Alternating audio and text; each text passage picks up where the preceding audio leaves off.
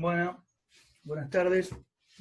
Estamos comenzando un video que corresponde a la clase número 16. Ya con esta clase comenzamos con la unidad 4 del programa, que tiene que ver con los procesos históricos a partir de la segunda mitad, de la, digamos, de la segunda década del siglo XIX, ¿no? A partir de 1820.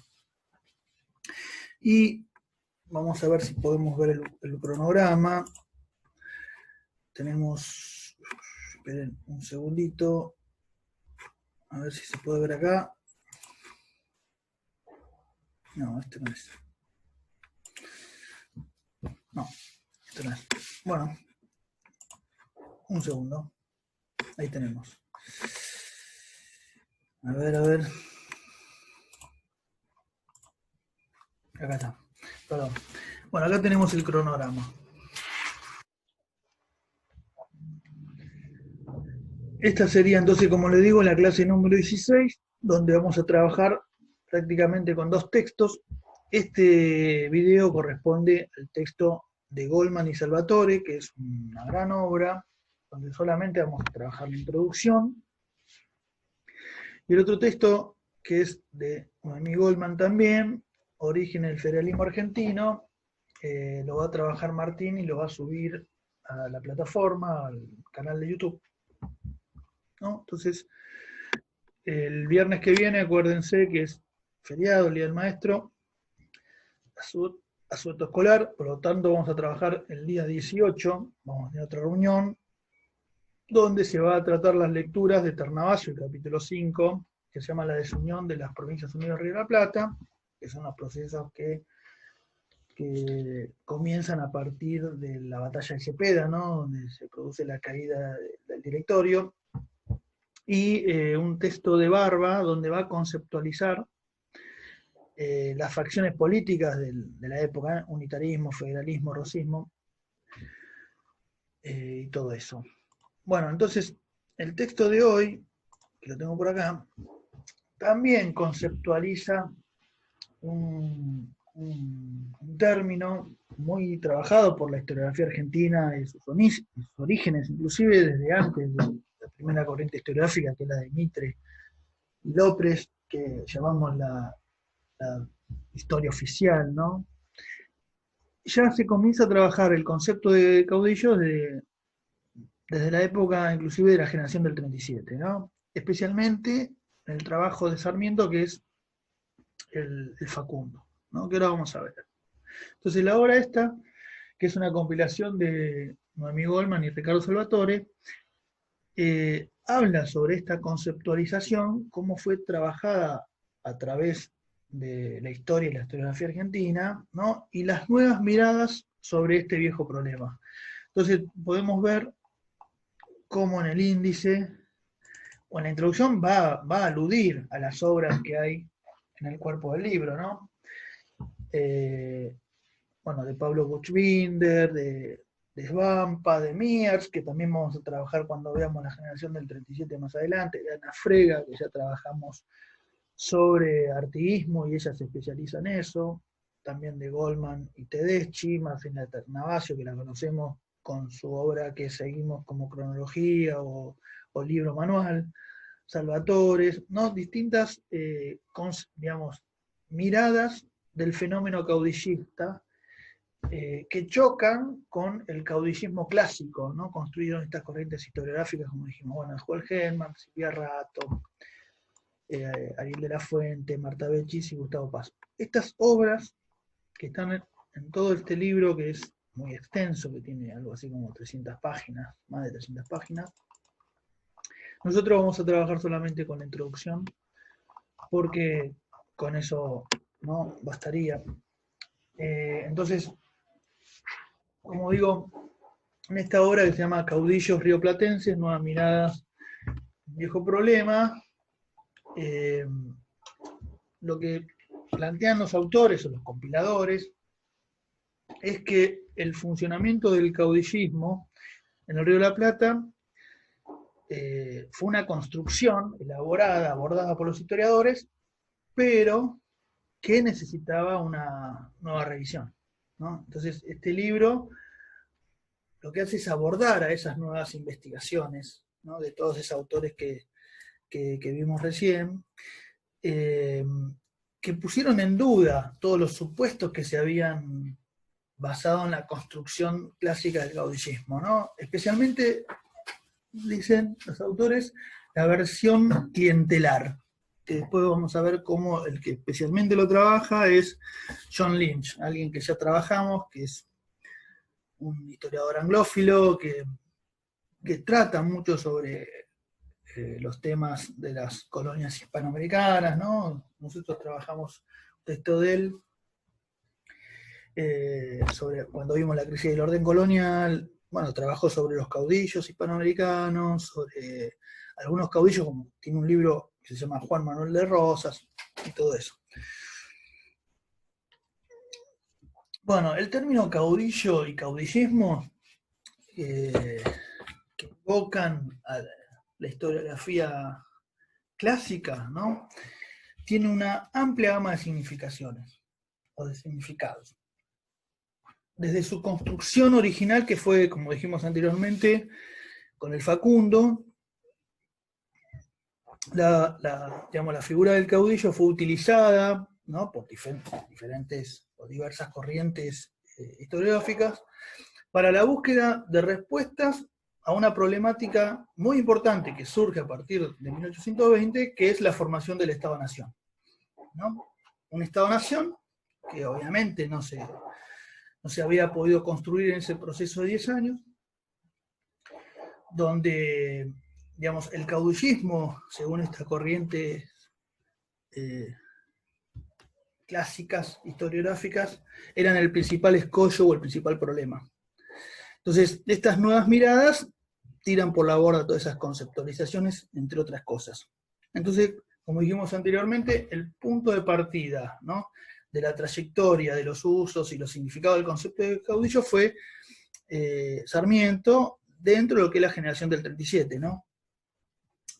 La generación del 37, en los escritos de la generación del 37, aparecen algunos componentes del caudillismo clásico, que son tres principales. Primero, la ruralización del poder, ¿no? La violencia como modo de competencia política. Y algo que plantean los autores como un mito, el vacío institucional, ¿no? Como, digamos, el caudillo surge dentro de esas tres premisas. Repito, violencia, la ruralización del poder, ¿no? Surge en la campaña, el caudillo, la violencia como modo de competencia política y no, digamos, competencias claras institucionales que marca la democracia moderna, digamos. Y por último, que esto ocurre porque había un vacío institucional en la vida política de aquellos momentos. Para Sarmiento, ¿no?, el poder de los caudillos provenía de una doble determinación, ¿no? Esto Sarmiento lo escribe en el Facundo, que es una determinación espacial y otra histórica, ¿no? El caudillo era, ¿qué era el caudillo? El caudillo era la expresión de la barbarie gaucha, ¿no?, la que provenía de las condiciones del desierto entre comillas, ¿no?, que es el desierto, un espacio donde la violencia se había convertido en una forma de vida. Pero además, por otro lado, el caudillo era el resultado histórico, natural, de la experiencia revolucionaria que había comenzado en 1810. ¿No? Por eso dice que tiene una determinación también histórica, espacial e histórica. Entonces, Sarmiento lo que hace es asociar de forma despótica digamos, de forma despótica de gobierno, ¿no?, al caudillo como un déspota, y esto lo asocia a una patología postrevolucionaria, como decíamos antiguamente, y a una geografía típica americana, que era el desierto, ¿no? Después vamos a hablar, vamos a profundizar sobre la conceptualización del desierto. Alberdi, que era, digamos, un rival ideológico de Sarmiento en aquella época,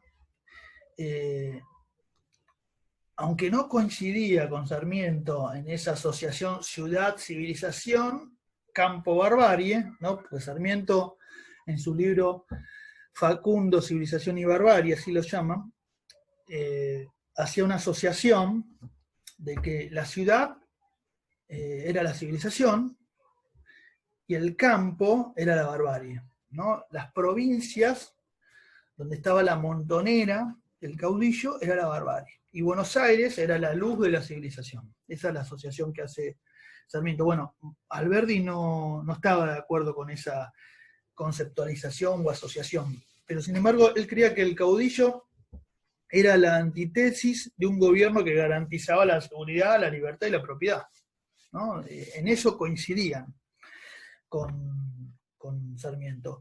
Para Alberdi, el caudillo era gobernaba sin ley, ¿no? Y esto obviamente que se daba en un contexto de debilidad del Estado, ¿no? Cuando se produce esa caída del directorio y las autonomías provinciales reasumen, o las provincias reasumen su autonomía, dirigidas por caudillos provinciales, habla que el Estado era débil, ¿no? Donde la violencia, como el vacío institucional y todas estas premisas que estábamos hablando. Entonces, carentes de recursos, ¿no? Las provincias, esto lo plantea Alberdi, ¿no? Carentes de recursos por el monopolio porteño del puerto, los estados provinciales estaban condenados a soportar al caudillismo, su despotismo y su no institucionalidad, ¿no? Entonces, hasta acá hablamos de Sarmiento y Alberdi, dos hombres de la generación del 37, ¿no? Bien de una época donde se produce la caída de Rosas y da comienzo a lo que se llama un proceso de organización nacional, ¿no? Que culmina en el 80 con la presidencia de Roca, ¿no? En donde el Estado ya está organizado con un modelo y un proyecto de país que es el modelo agroexportador. Entonces, todas estas discusiones y conceptualizaciones sobre el caudillismo empiezan a hablar desde todos los autores.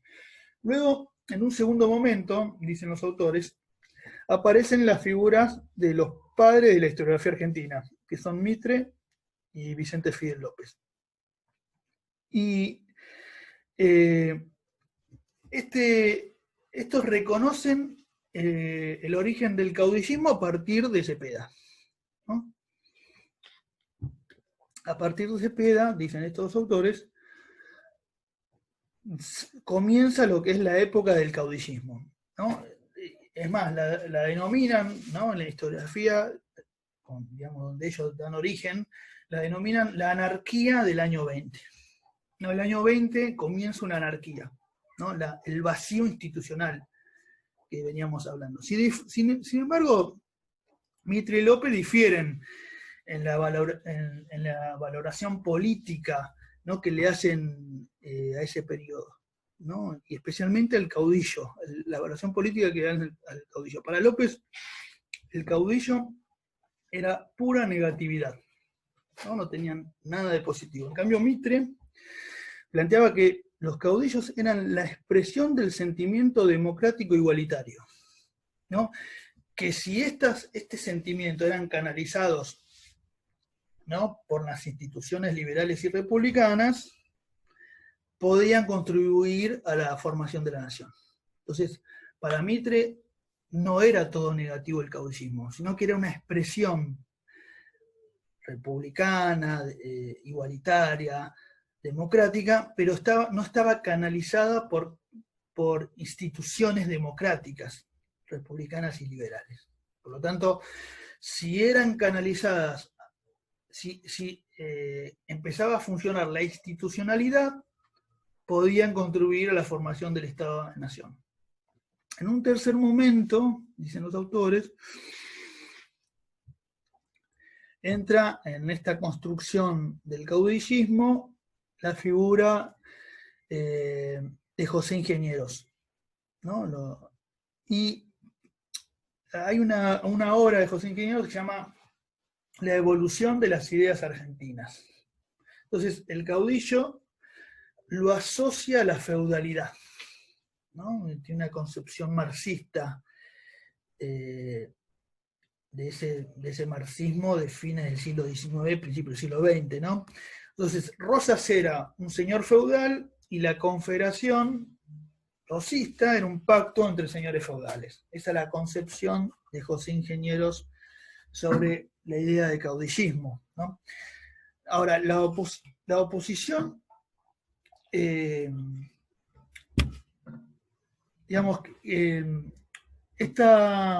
o sea, siguiendo la misma línea, entonces dijimos, en un primer momento Alberti Sarmiento, segundo momento Mitre López, en un tercer momento estamos hablando de José Ingenieros.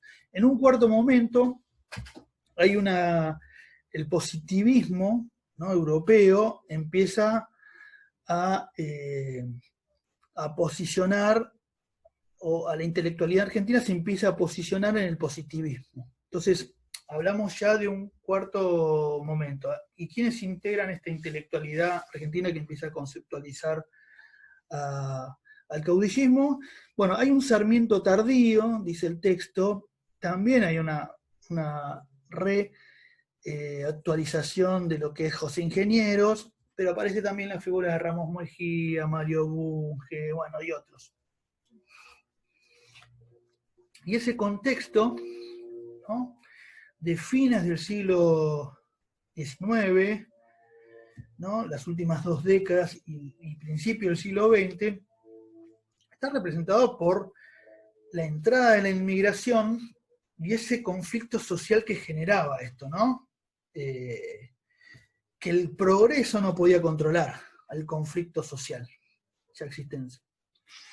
Entonces, el positivismo comteano, ¿no?, de Auguste Comte, lo que buscaba esa nueva ciencia que es la sociología, ¿no? Comte se lo considera el padre de la sociología, buscaba, o sea, poner orden a ese conflicto social, ¿no?, a través de la ciencia, ¿no?, que es la sociología.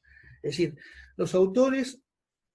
sin embargo, los autores encontraban vestigios del caudillismo, ¿no? Esto lo asociaban a que este conflicto social generado por las masas, los trabajadores, encontraban vestigios del caudillismo, ¿no?, en la psicología de la muchedumbre, ¿no?, de las masas, de las mezclas de las razas, de la cultura popular, que era carente de una ética del trabajo.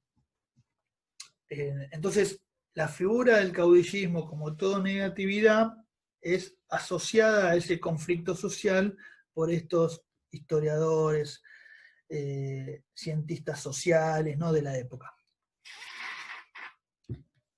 La ciencia, entonces, ¿qué hacía la ciencia positivista? Intentaba explicar el porqué, por ejemplo, del liderazgo popular que tenían los caudillos, ¿no? Rosas era la máxima expresión de esa negatividad, ¿no? ¿Por qué tenía tanto respaldo de las masas? Eso es lo que buscaba entender la ciencia positivista. Bueno, en un quinto momento ya aparecen los historiadores revisionistas, ¿no?, que rescatan la figura de Rosas y de los caudillos del interior, ¿no? El revisionismo, que es de los años 30, digamos. Por ejemplo, uno de ellos, Ibarguren, lo que hizo fue justificar la tiranía de Rosas porque ese era el remedio para la unidad nacional, ¿no? Y otros revisionistas, como los hermanos Irasusta, lo rescataban por la defensa de la soberanía nacional, frente a los planes imperialistas de los ingleses y los franceses, ¿no? En la batalla de Vuelta de Obligado, por ejemplo. Otros, como Fermín Chávez, trataron de contrarrestar la idea de que en la época de Rosas estuvo vaciada de educación y de cultura. Bueno, entonces la conceptualización del caudillo con los revisionistas es un vuelco importante, ¿no?, de cómo venían trabajando las primeras corrientes historiográficas. Ahora, lo que se llama el revisionismo tiene una oposición importante, ¿no? Los historiadores constitucionalistas, ¿no? Que comparaban a Rosas con el fascismo, ¿no?, de la época, ¿no? Estamos hablando de los años 20, 30, y hablaba de una dictadura rosista, de la tiranía y todas esas cosas. Entonces, la utilización de la propaganda del régimen rosista, ¿no? El espectáculo de masas, el control de la prensa, todo eso lo asociaban a los fascismos de Europa de la época. Entonces, se iba desde un determinismo cultural, ¿no?, partiendo de Sarmiento, asociado al paisaje, como planteaba Sarmiento, el desierto, pasando por una visión que asociaba al caudillismo, a la anarquía postrevolucionaria, ¿no?, Mitres y López, hacia un determinismo social enraizado en la herencia racial, Bunge, Ramón Mejía, etc. Esos tres momentos, ¿no?, hablan de la negatividad de lo que era el fenómeno caudillista de alguna forma. De esas tres premisas que dijimos al principio: vacía institucional, uso de la violencia como competencia política, y el otro que tiene que ver con asociado al paisaje, ¿no?, a la ruralidad, el poder de la ruralidad que planteaba el caudillismo, porque los caudillos venían de las provincias. Fuera del ámbito de la historia, dijimos que el término caudillista era asociado a métodos políticos autoritarios, asociado obviamente a la plebe, con nulo academicismo, ¿no?, digamos, a los sectores populares, ¿no? Entonces, a pesar de todos esos cambios, el concepto de caudillismo conservó la caracterización de la historiografía clásica, ¿no? Entonces, los autores hacen referencia, por ejemplo, a la relación de Alperín Dongui, nosotros que trabajamos también en uno de los textos, que es durante la crisis del orden colonial, ¿no? Pero Alperín Dongui tiene una caracterización que a partir de la Revolución de Mayo se produce una militarización / democratización, ¿no? La militarización de la sociedad dio lugar a la democratización del poder político, ¿no?, porque los sectores populares tenían un canal de ascenso social. Bueno, esto lo desarrolla Alperín Dongui y muchos historiadores, y que esa es la base del ascenso de los caudillos, ¿no?, que surgen de los sectores populares, muchos de ellos. Entonces, siguiendo con Alperín Dongui, la desmilitarización que produce Rivadavia, que después vamos a ver en las reformas rivadavianas más adelante, produjo un desplazamiento de la élite criolla urbana hacia los caudillos y jefes de milicias rurales, ¿no?, que a su vez eran grandes propietarios. Por eso habla de la campaña de la ruralización del poder. Y con la guerra civil se siguen imponiendo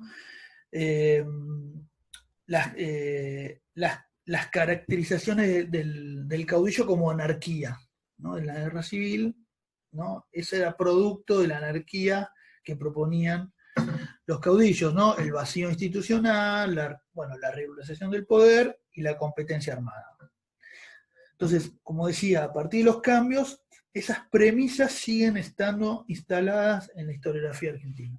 Después hay un apartado que habla sobre caudillismo y clientelismo, ¿no? Y empieza hablando de la historiografía anglófila, ¿no? A partir de la década de 1960,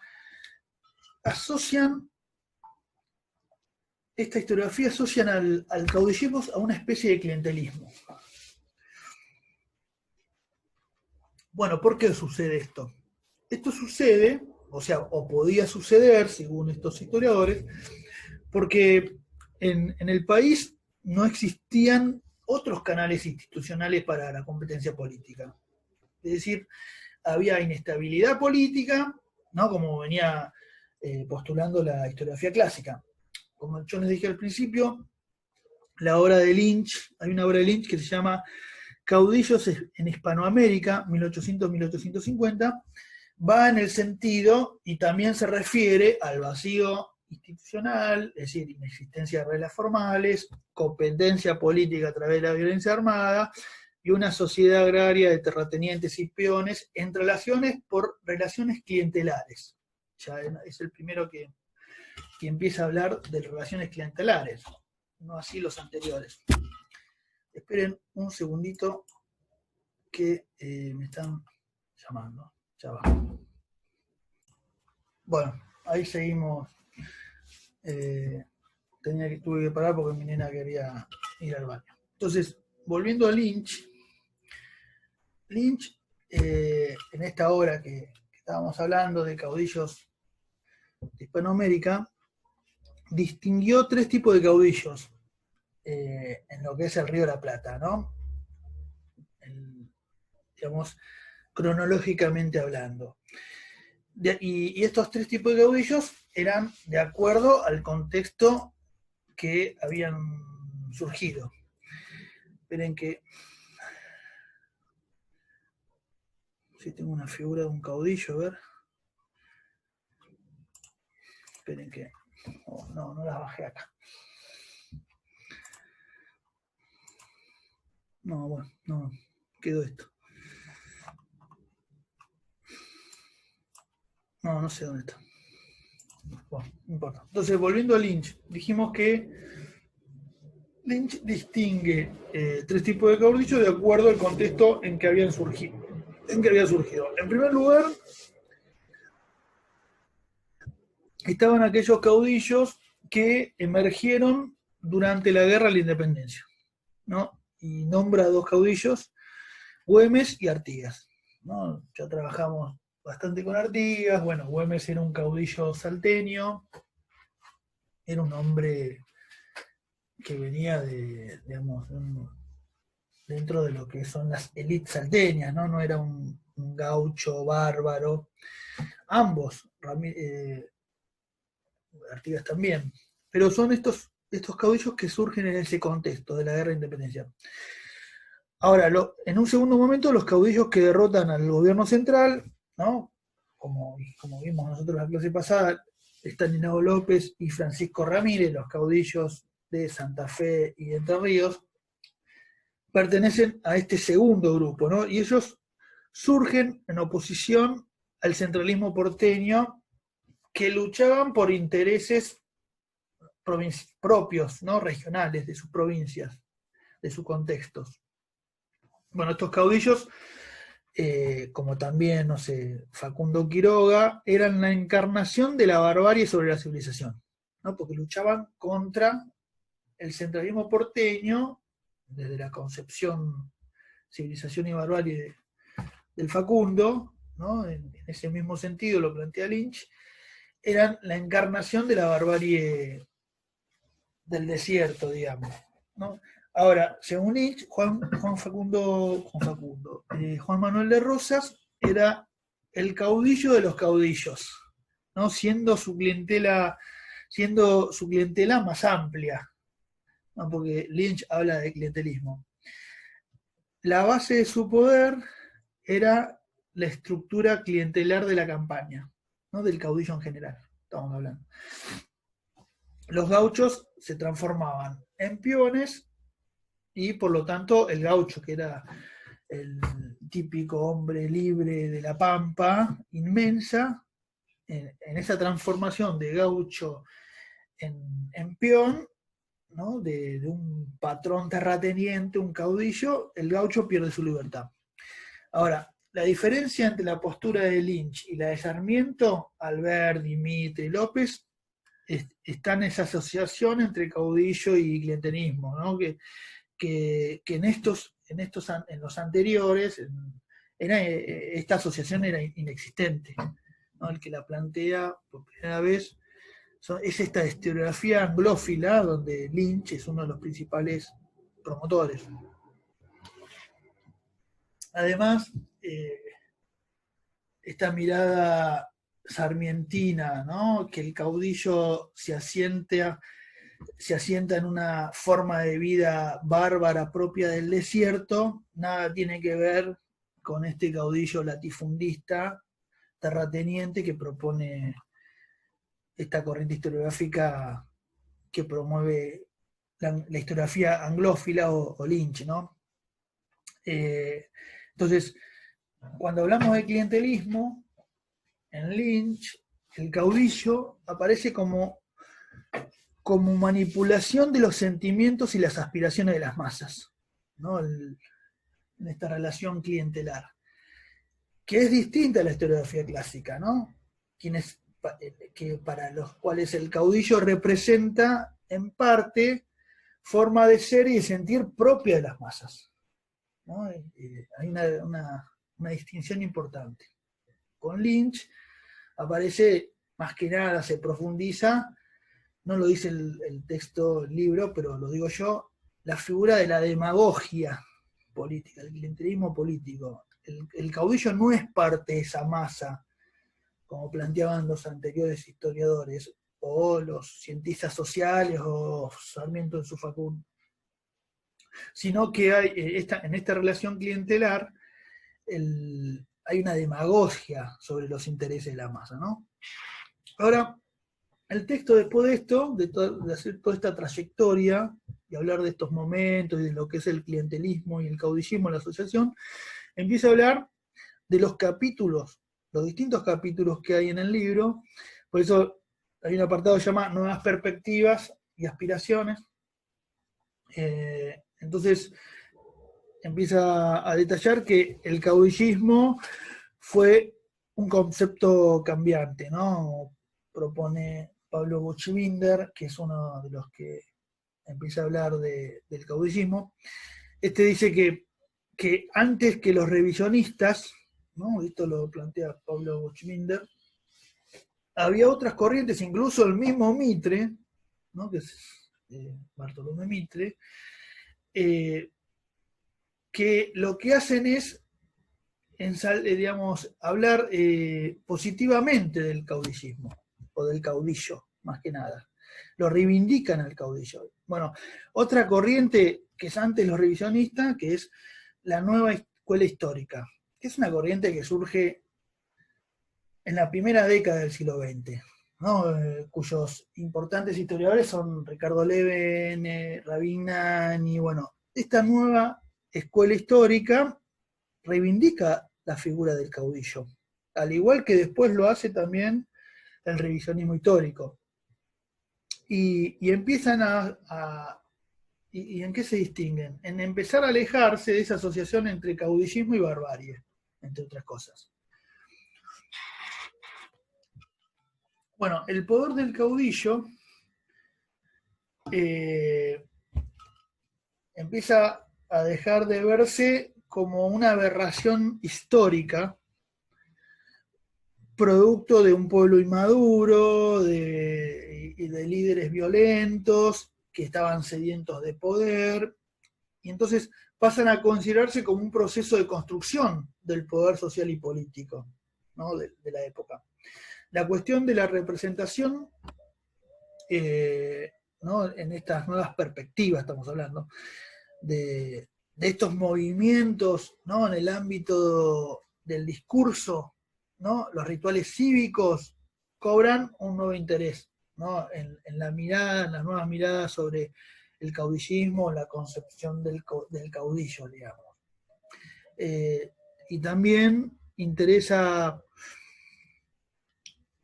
examinar la cuestión de la legitimidad, no si había en el caudillo legitimidad, ¿no? Porque hoy la legitimidad te la dan las instituciones políticas, ¿no? Entonces acá empiezan a contradecir, ¿no? A echar por la borda toda esa concepción del vacío institucional de la época a partir de 1820. Entonces, como decía anteriormente, también interesa examinar la cuestión de la legitimidad de estos regímenes políticos dentro del marco discursivo y ritual, ¿no? que los mismos que operaron los mismos. Por ejemplo, el régimen rosista se autorrepresentó a través de diversas instancias rituales, ¿no? Como un defensor del orden, de las ideas republicanas, bueno. Entonces, el restaurador de las leyes. Entonces, volviendo a estas formas de, digamos, de este vacío, de este mito del vacío institucional, estas nuevas miradas empiezan a plantear que la cuestión de la legitimidad de los caudillos, ¿no? que insisto, era negada por el mito del vacío institucional, merece ser también reexaminada, ¿no? Porque, digamos, porque en realidad no es que no había instituciones. Muchos de los caudillos, o muchos de las provincias, ¿no? donde existían caudillos, se regían con regímenes políticos donde había constituciones, como por ejemplo la Constitución de 1800,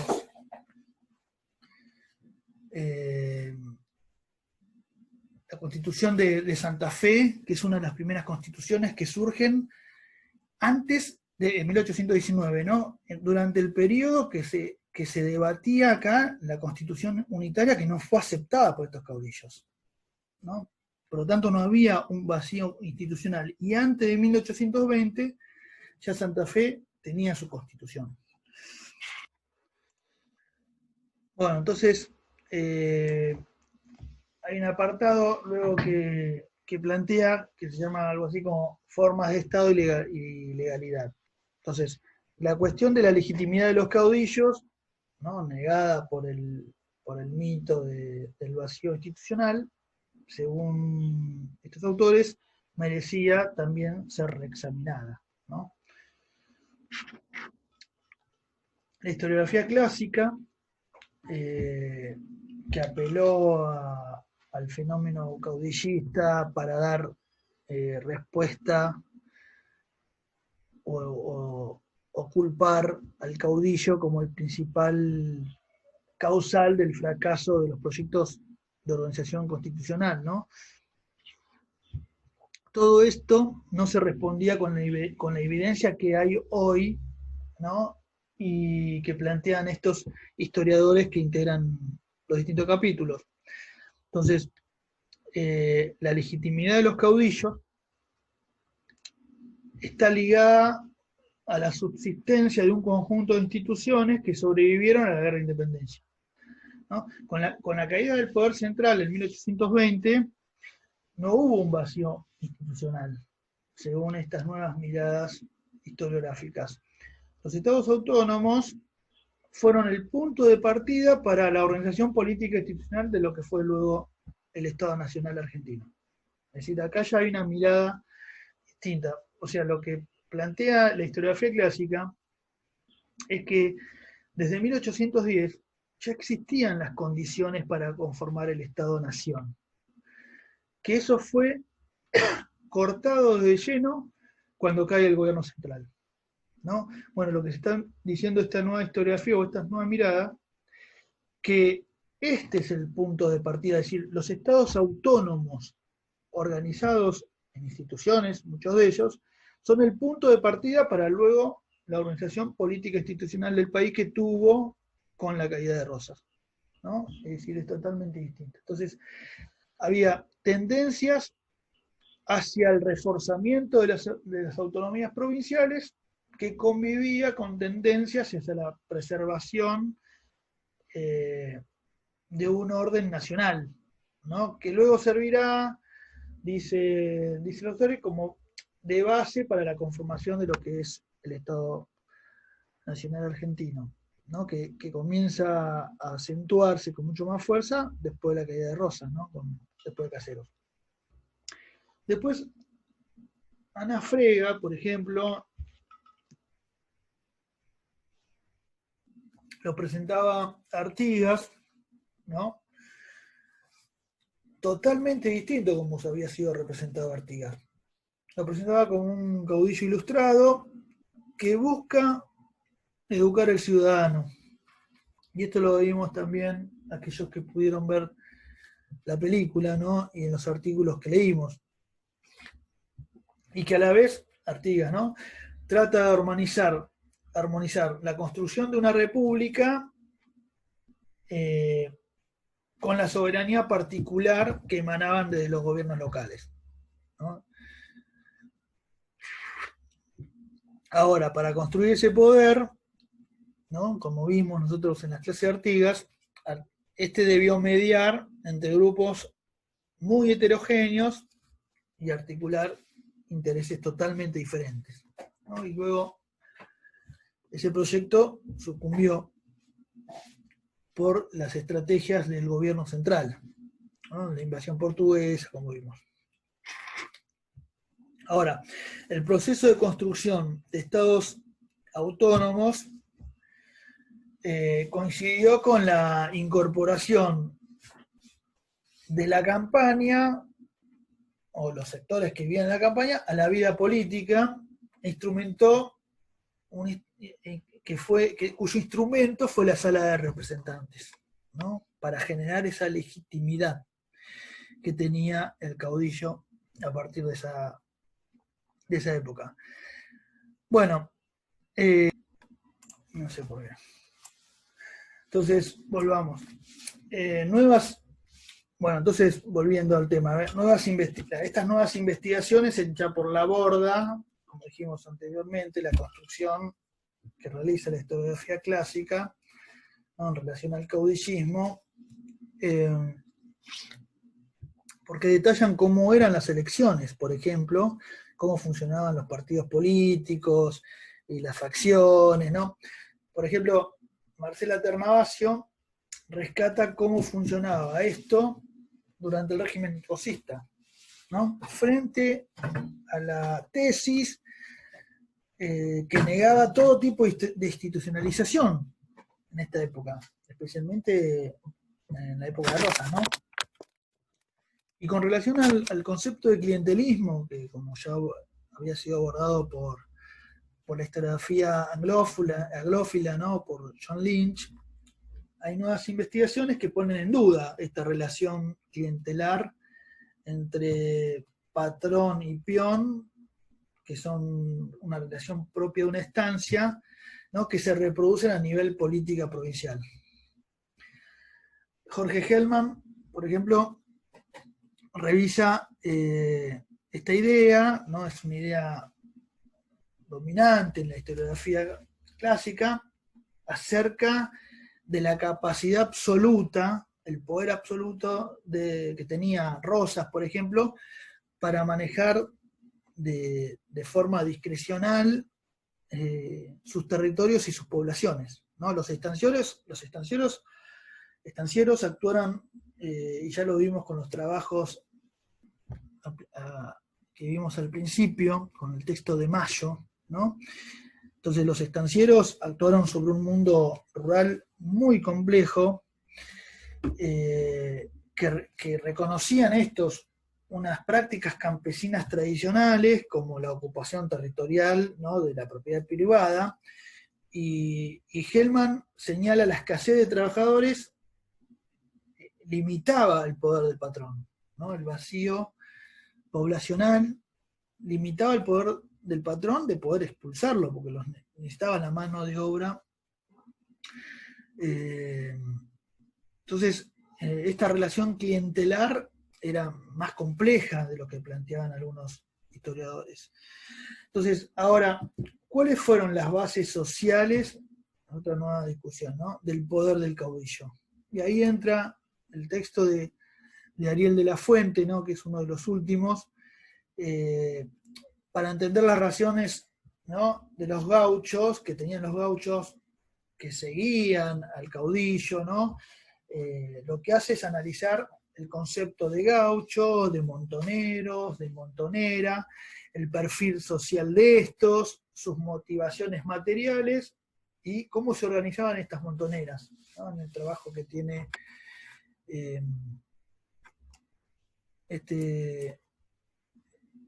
no sé si se puede detallar ahí, se puede ver ahí, Ariel de la Fuente, ¿no? Gauchos, montoneros y montoneras y montoneros. Entonces, frente a una visión que presenta a las movilizaciones como hordas descontroladas, ¿no? Como era la visión de la historiografía clásica, Ariel de la Fuente lo que te muestra en esa obra es cómo la montonera se basaba en una estructura de carácter militar, con jerarquías y responsabilidades bien definidas, ¿no?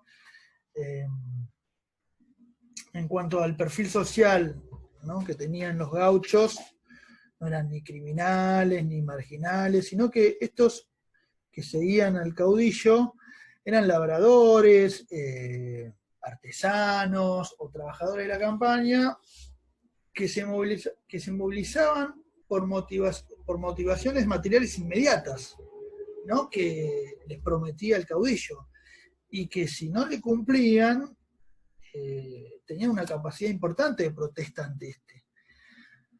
Por lo tanto, no eran arrastrados de la nariz, ¿no? por el poder que posicionaba el caudillo, sino que había motivaciones propias de seguir al caudillo. En cuanto a la incorporación de los, también trabajan en cuanto a la incorporación de los integrantes indígenas, ¿no? Que había, y esto lo vimos en el trabajo de Silvia Rato, que tradicionalmente fue explicado, ¿no? Como forma de confirmar la política bárbara del caudillo, la utilización de estos indígenas. Bueno, Silvia Rato y también Gustavo Paz, en el texto de este libro, muestran más bien como una situación momentánea de conveniencia mutua entre el caudillo y estas parcialidades indígenas. Bueno, todo eso es en relación al texto de Goldman y Salvatore, así que nos veremos hoy.